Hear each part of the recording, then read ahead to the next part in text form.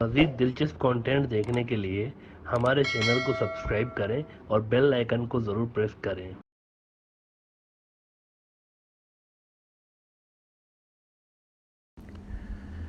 2007 में एक रोज़ अमेरिका के उस वक्त के वाइस प्रेसिडेंट डिक चेनी साहब पाकिस्तान आते हैं और उनकी एक सख्त किस्म की मीटिंग होती है मुशर्रफ साहब के साथ, जो कि उस वक्त पाकिस्तान के हुक्मरान थे।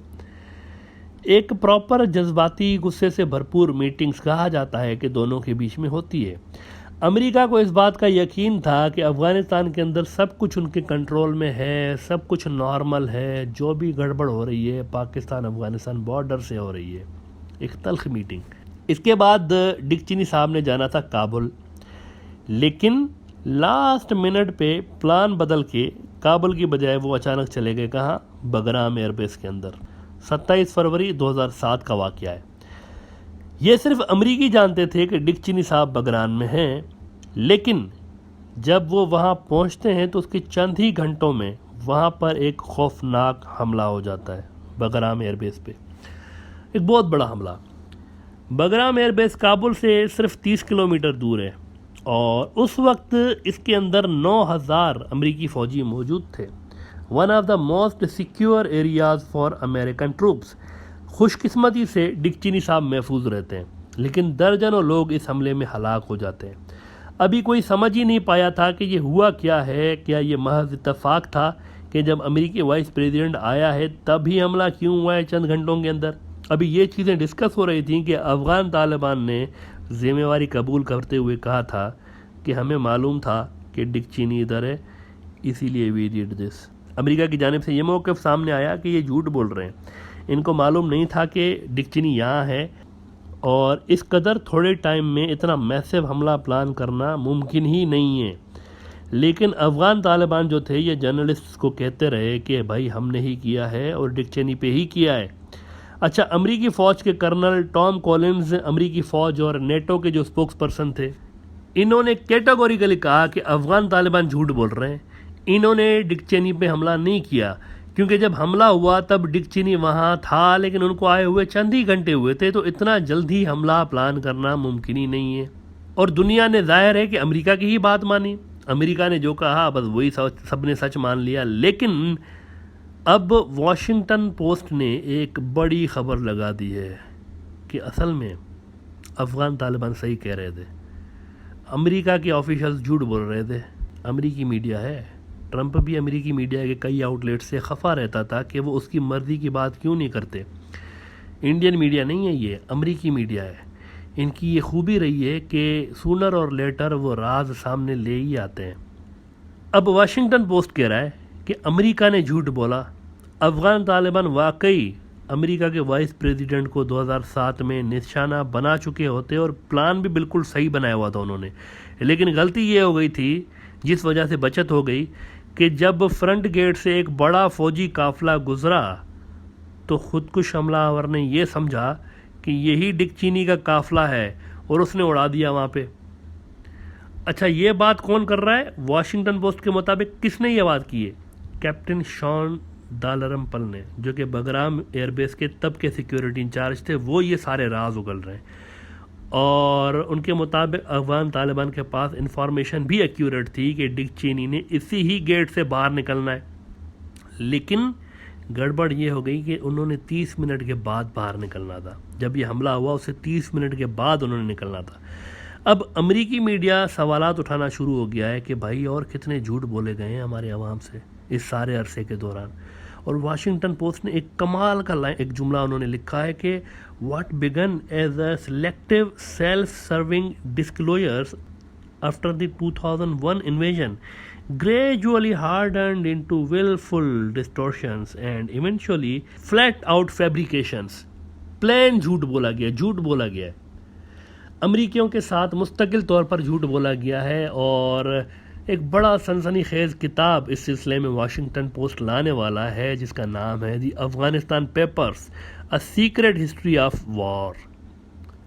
ये एक बहुत ही एक बड़ा ज़बरदस्त किस्म का एक बुक वो लेने आ रहे हैं। ये यूँ समझें कि एक पेंडोरा बॉक्स है जो कि वो खोलने जा रहे हैं। 31 अगस्त को ये पब्लिश हो रहा है, ज़रूर पढ़िएगा। This is going to be the best seller और ज़रूर पढ़िएगा, एक बड़ा ही ज़बरदस्त बुक इनका आने वाला है, बड़ी आला किस्म की चीज़ लाने वाले हैं ये। वैसे जिस रफ्तार से अफगान तालिबान ने हफ्ते के अंदर वहाँ पे कोई 8 से 10 सूबे अफगान सरकार से छीन लिए हुए हैं, इससे महसूस ये हो रहा है कि वहाँ पे प्रोपेगेंडा हुआ है इतने सारे साल। जितनी वहाँ गनी सरकार की प्रेजेंस रही ना, उससे ज़्यादा करके दिखाई गई है इतने सालों तक। और इससे पहले भी जब करज़ई की हुकूमत थी तो इसको ज़रा ज़्यादा करके दिखाया जाता रहा है, यानी जितना अफगान तालिबान की हुकूमत थी वहाँ पर अफगानिस्तान के अंदर, उसको कम करके दिखाया जाता रहा है मीडिया के अंदर, क्योंकि किसी ग्रुप के लिए ये पॉसिबल ही नहीं है। हाउ इज़ इट पॉसिबल कि इतना जल्दी इतनी रैपिड एडवांसमेंट कर ले अगर उनके साथ लोकल आवाम की सपोर्ट ना हो? तो ये कैसे मुमकिन है कि वो इतनी रैपिड एक्सपेंशन कर रहे हैं? 6 दिनों के अंदर 8 उन्होंने सूबे फतह कर लिए। ये किसी मोहल्ले फतह करने की बात नहीं हो रही, सूबे फतह हुए हैं 6 दिनों के अंदर 8। ये कैसे मुमकिन हो सकता है? अगर लोकल सपोर्ट नहीं है तो कैसे मुमकिन हो रहा है ये सब? ट्रूप्स वापस हुए हैं ना, तो अब तो पिछले 20 साल जो कुछ वहाँ होता रहता है इसके सवालात तो पूछे जाएंगे कि भाई ये $2 ट्रिलियन कहाँ लगे, किधर गए वो पैसे, क्या हिसाब किताब हुआ, पूछे जाएंगे ना सवालात। और पैसों का बेदरीग इस्तेमाल हुआ है अफ़गानिस्तान के अंदर, बेदरीग इस्तेमाल हुआ है। इसका अंदाज़ा आप इस बात से लगाएं कि अमेरिका ने $547 मिलियन खर्च किए थे अफ़गानिस्तान की एयरफोर्स को। 20 उन्होंने G222 एयरक्राफ्ट दिलाए थे, 20 यूज्ड थे, चले हुए थे, लेकिन 20 एयरक्राफ्ट उन्होंने दिलवाए थे $547 मिलियन के। और उन 20 में से, अब ज़रा ये बात सुने, इन 20 में से जो 16 थे ना, वो कुछ ही अरसे के बाद अफ़गान एयरफोर्स ने कबाड़ में बेच डाले अफ़गानिस्तान के अंदर। यानी कबाड़िए जो थे अफ़गानिस्तान के अंदर, कबाड़िए ले रहे हैं। $547 मिलियन के 20 यूज जहाज़ हैं, उसमें से 16 कबाड़िए को बेच दिए गए। कितने में? $40,247 में। $40,000 में बेच दिए 16 जहाज़, जो कि $547 मिलियन के खरीदे गए थे। 3 डब्बे वालों को भेजे हैं भंडार में। कोई कबाड़िया इंजन खरीद रहा है, तो किसी ने बॉडी खरीदी है, तो कोई कॉकपिट का सामान निकाल के वो खरीद रहा है। कुल मिला के जमा पूंजी बनी है जनाब $40,257। अच्छा, क्यों बेचा कबाड़ी को भाई? सवाल अमरीकियों ने पूछा, भाई क्यों बेचा आपने? तो वो कह रहे हैं कि ये अनसेफ थे, ये उड़ तो रहे थे लेकिन सेफ नहीं थे, तो इसलिए हमने बेच दिया, इसको कबाड़ में बेच दिया पुर्जे पुर्जे करके। अच्छा, इंडिया को दाद दें आप, इस हवाले से इंडिया को दाद दें। 1970 के जहाज़ आज तक उड़ा रहे हैं, ग्रीस और तेल लगा लगा के पुराने जहाज़ उड़ा रहे हैं। ये MiG-21 क्या था जो गिरा था पाकिस्तान के अंदर? 1970 का जहाज़ है, उड़ रहा है ना मोदी जी के आशीर्वाद से, फराटे भरता हुआ उड़ रहा है, और फौजी ऑपरेशंस में भी इस्तेमाल हो रहा है। अफगान एयरफोर्स ने पुराने एक बेच दिए, $547 मिलियन के जहाज़ कबाड़े में करके 40,000 के बेच दिए। अब ये भी कोई बात हुई भला? इंडियन एयरफोर्स में ये बात नोट करें आप, 60 जहाज़ ऐसे हैं जो कि VIP ट्रांसपोर्ट के लिए इस्तेमाल होते हैं आज भी। और ये कब के हैं? 1960 के जहाज़ हैं। कोई कमर्शियल एयरलाइन भी नहीं उड़ाती इनको, लेकिन देखें ग्रीस और तेल लगा के उड़ रहे हैं। किसी ने इंडिया में इसको कबाड़े में नहीं बेचा। 1960 के जहाज़ उड़ रहे हैं ना आज तक। मशीन को कोई पुर्जे ख़राब हो जाते हैं तो ऑयल लगाते हैं, इसको ग्रीस लगाते हैं। रफ़ाइल से पहले इंडिया की एयरफोर्स ने जो नया जहाज़ लिया था ना, आखिरी बार रफ़ाइल अभी 2021 में आए ना, या 2020 में। तो रफ़ाइल से पहले जो जहाज़ आए थे वो जनाब कोई 25-30 साल पहले 90s में आए थे। आखिरी जहाज़ नरसिम्हा राव की सरकार में Su-30 जहाज़ इंडिया ने लिए थे। वैसे many people use to send us this question on our Facebook page that why India used MiG-21 when they already had Su-30। 27 फरवरी को जो एपिसोड हुआ था, जो सीन हुआ था, उसमें वो उन्होंने MiG-21 जैसा पुराना जहाज़ ही क्यों इस्तेमाल किया था? तो देखें, Su-30 उड़े थे, इंडिया ने उड़ाए थे, लेकिन वापस आ गए थे जल्द ही। इनका कम्युनिकेशन सिस्टम और रेडार जो थे वो बिल्कुल काम छोड़ चुके थे, बिल्कुल नहीं चल रहे थे, तो वो वापस आ गए थे। इसके बाद उन्होंने जल्दी में MiG-21 भेजा था।